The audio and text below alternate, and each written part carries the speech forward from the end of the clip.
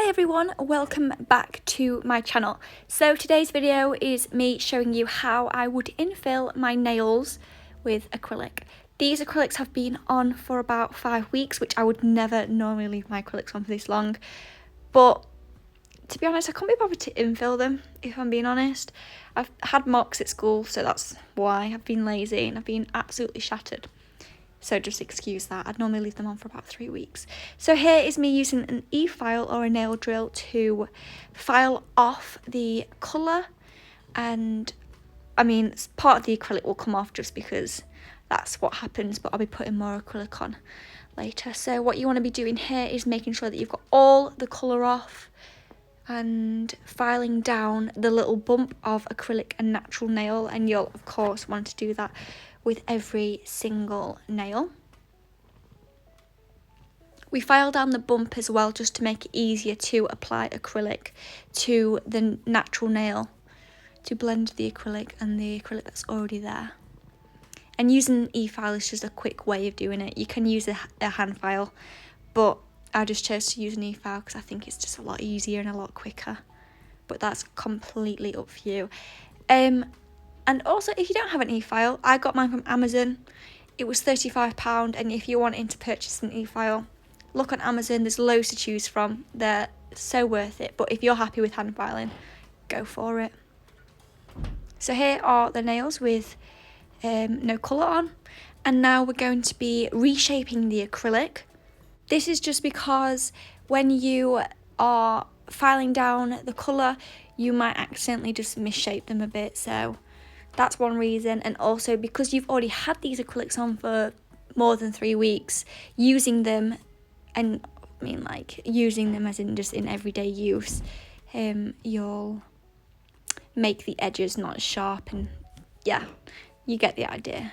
So I'm just sharpening up the edges because I'm going for more of a square coffin rather than rounded edges. I want sharp edges. So I'm just reshaping. And this doesn't take long, and of course do this with a hand file because you'd struggle with an e-file, but I don't think you'd get confused there because it's pretty obvious. And there's my nails reshaped. They look so much better already, but they're still looking a little rough. So the next task is to push back the cuticles. You can either push back and cut off your cuticles or just push back them. But I definitely recommend pushing them back at least, just because then you'll get a better application and the acrylic will stay better. And then here's me just cutting off the acrylic. This little tool you'll be able to find on Amazon probably for about £4. Amazon's very cheap and it does the job. So there's me pushing back my cuticles, and now we're going on to the main part of doing the nails. So the acrylic I'm using is Mia Secret. I got this from eBay, I believe.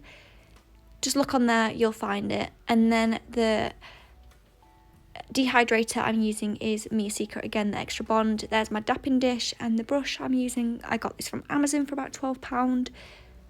But just whatever you need, have a look at Amazon because their stuff is great. This is also my monomer that I got from Amazon, which isn't as good, but it was quite cheap. Here I'm using the dehydrator, but I forgot to show you, you will also need to use a prep to keep the acrylic on your nails. This makes the acrylic stay for longer and doesn't lift. So I would definitely recommend using a dehydrator and a nail prep just to keep the acrylic on for longer. So what I do for infilling is small beads and apply them directly onto the natural nail and smooth them around the cuticle and then smooth them down the nail. And this process doesn't really take too long. However, this would be the longest process, but it doesn't really take too long, so don't stress about that. And maybe you'll want to practice using the acrylic just to make sure that you're getting the right type of bead, because you don't want a runny bead for this because you want to be quite precise where you're putting the acrylic, and a dry bead, it's just not going to last. So just make sure that you've got the ratio of monomer and acrylic right. And you can see here as I'm applying it, it stays where I put it, but it also it moves quite easily with the brush. And also, if you do make a mistake, you can always file it or add extra acrylic, so don't worry too much.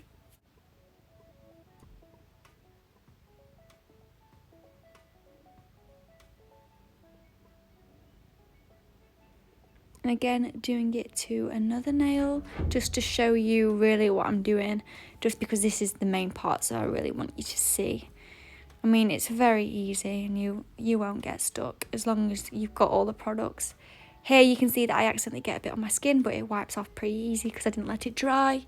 If that does happen, just be quick to remove it.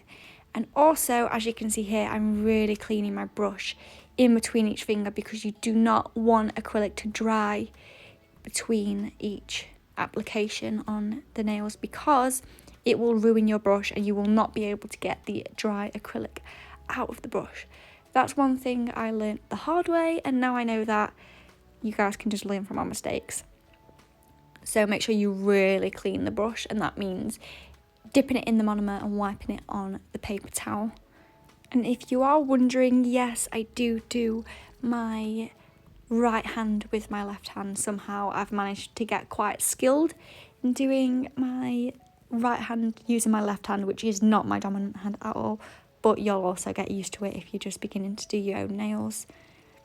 So here, once the acrylic is applied, I reshape again just to make sure putting the acrylic down didn't misshape them in any way, and say if I got any extra acrylic on the sides of the nails, this will also get rid of them. Shaping is key, because if you don't shape it properly, your nails just won't look very nice. Here I'm using a different file. This is not as an abrasive file, so it takes off less acrylic. This is just to make sure that the acrylic's smooth, because if you've got bumps or little holes in your nails, when you put the gel on, the colour, it will not look nice. So it's important to make sure the nails are smooth, and as you can see here, I'm doing it. It's not really taking much of the acrylic off, but it's just ensuring that they are smooth.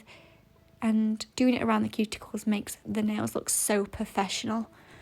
So definitely would recommend that. Here is the top coat I'm using. No, sorry, not top coat, base coat I'm using. I would recommend using a base coat when you do acrylics, just because, say if the acrylic's not entirely smooth, the base coat will help smooth it out before putting the gel on. The base coat I use is OPI, which you don't necessarily need to use a brand like that, but that's just the brand I really like. And then this is a nude. I really like this one because it's not completely opaque, it's quite clear. Ignore the amount of droplets of gel that I get on the table. There'll be about 3 soon. Yeah, there's another one. Sorry about that. That must be really annoying for you to watch. But yeah, this gel I just got from Amazon and it looks really nice. So instead of stopping there, I decided to go a bit more out and make my nails a bit more interesting. I went for this really nice sparkly shade that I got from Model Ones. This is a Christmas set that the company kindly sent me at Christmas, which was lovely. And then another thing I did, which I forgot to record, I'm very sorry about that, is put the silver tape on, and now I'm grabbing some little gems. I've got some bigger gems and some smaller gems, and I'm going to arrange them on my nails in some kind of pretty formation. The gel that the glue I use is from Amazon, the KDS. A lot of nail techs on YouTube recommend this glue, and it is so good. I got 10 little tubes of the KDS nail glue for £12, which is such good value. So here are my finished nails. I couldn't really record putting the gems on just because I was finding it difficult. So I needed to put them on in the exact position I wanted them to be on, because otherwise they'd just stick there in a position I didn't want them to be. So I apologise for that. The top coat I'm using is again from OPI. I love this top coat. It dries so clear and it's so glossy. If you're struggling to find a good top coat, OPI is the one for you, because it is a lovely top coat. I do have to say that. Makes your nails look so glossy, and the glossiness does not disappear after having your acrylics on for a while. But yes, I hope you liked the video. Make sure you come back next week for my next video. Comment down below if you've got any ideas or videos you'd like me to upload. But yeah, I'll see you next week.